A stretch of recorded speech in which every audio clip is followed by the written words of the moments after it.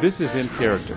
I'm your host, Gerard Robinson, Vice President for Education at the Advanced Studies in Culture Foundation.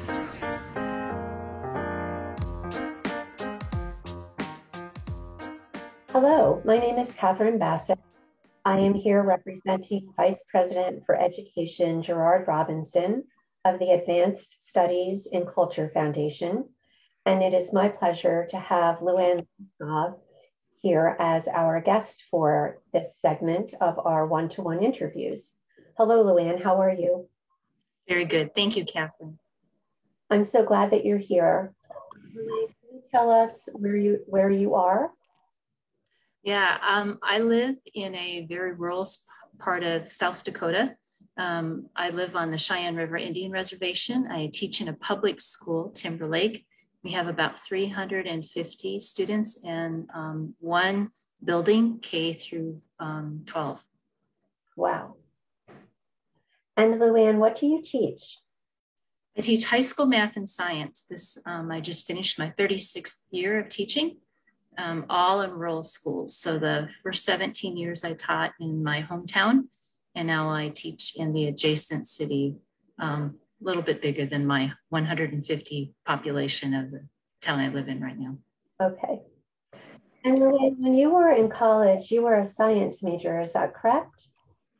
Yeah, I went to college to become a chemical engineer. That's what I started out as. And several of my professors, I was taking calculus and chemistry and some advanced biology and physics classes my freshman year. And several of my professors, I call it ganged up on me because they got together and had a little sit down with me. They asked me if I would be really open and interested in considering a career in education. They had just created a new major at the college that I attended, the University of Mary. And it kind of fit me perfectly. It was a secondary degree in math and science, but as a composite major. So I could receive both a math and a science degree and then go out into the teaching field in rural schools because they were concerned about the lack of educators in those areas. So doing some tutoring for students who had come from the United Tribes Technical School.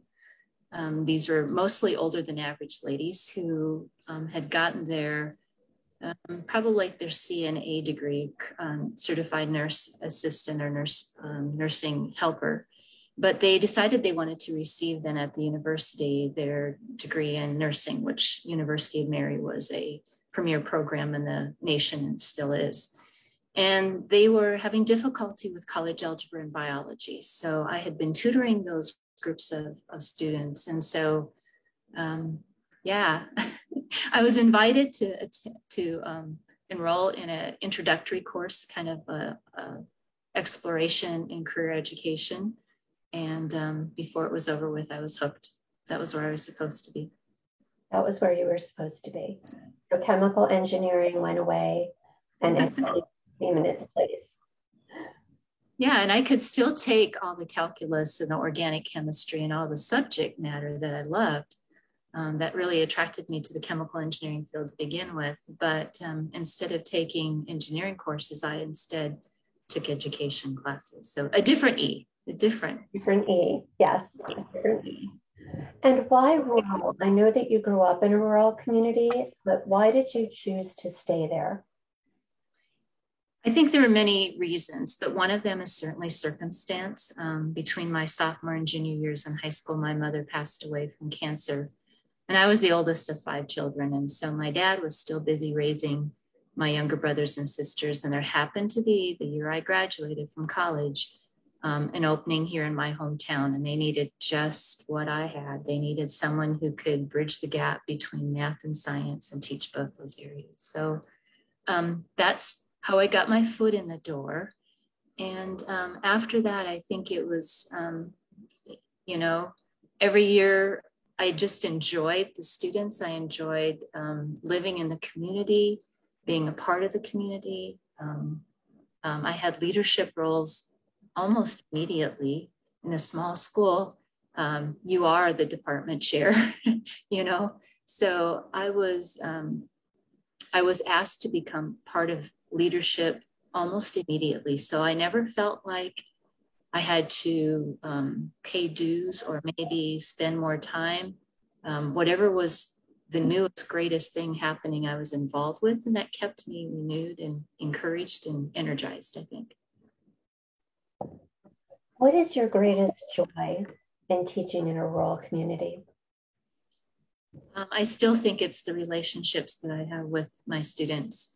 You know, our job is to prepare them for the world. And so when I see them graduate and they come back and ask for letters of recommendation for jobs or for master's degrees or experiences and mentorships or any kind of those activities outside of school, that's just as important because I know that they're a contributing member of society, which is great to be a part of. That's what it's about. And so I think that's the greatest thing, is the connection that you make with students and how they become part of your life outside of school as well. So it's still about the community building and creating a great citizenry. Absolutely.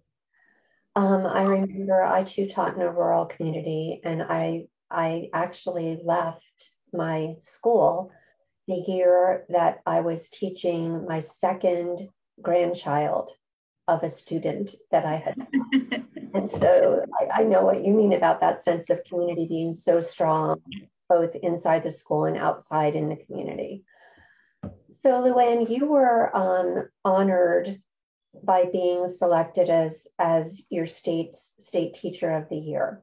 Can you tell us a little bit about that and how that changed your practice and your outlook on education? Sure. I think becoming the teacher of the year was a little overwhelming for me. I always felt like I was a pretty good teacher, but to be recognized as the teacher of the year in the state was really, for me, almost a scary experience. I just felt like I didn't deserve it, and that I was going to mess it up for the next person, or I was going to say something that was going to harm my fellow educators, my colleagues. But I think I grew into it. I think I grew more comfortable with it. But I also think then it caused me to really carefully look at my practice even deeper than I'd had before. I was nationally board certified, and I went through shortly after receiving the Teacher of the Year award, my renewal. And I think it really taught me even more about reflective process. I was really careful about what I saw myself doing, and was that, you know, I needed to get better, improve my practice in all ways and shapes. Awesome. Thank you for sharing that. Are there any thoughts that you would like to share that you didn't have a chance to share in the whole group conversation? I know it was a big group with lots of voices. Is there anything else that you would like our listeners to know about teaching in a rural community? I think one of the most difficult things, and yet it's one of the things I at times would never trade, so it's like a double-edged sword, is the number of preparations that educators have in rural schools. I have 6 different classes I teach every day. So that means I have 6 different lessons to prepare every day. And so I think that kind of workload is daunting for especially new teachers who expect to come someplace and teach 4 sections of one course and 2 sections of another or something like that. And so that would be one thing that I think is a challenge. And yet when I would be approached by a principal and say, okay, which of these would you like us to take off your plate? I don't want to give up any of them anymore. But I think that's the real challenge, is finding that balance between how much work you can do and how much work you can do really well. Wonderful insight. Well, Luann, thank you so much for being part of this project. It's been wonderful to hear from you about your experiences teaching in a rural community, and as a science person, a scientist who could have done anything. Thank you for choosing to teach. Thank you, Catherine. It's been, thank you for the chance and opportunity to visit with you today.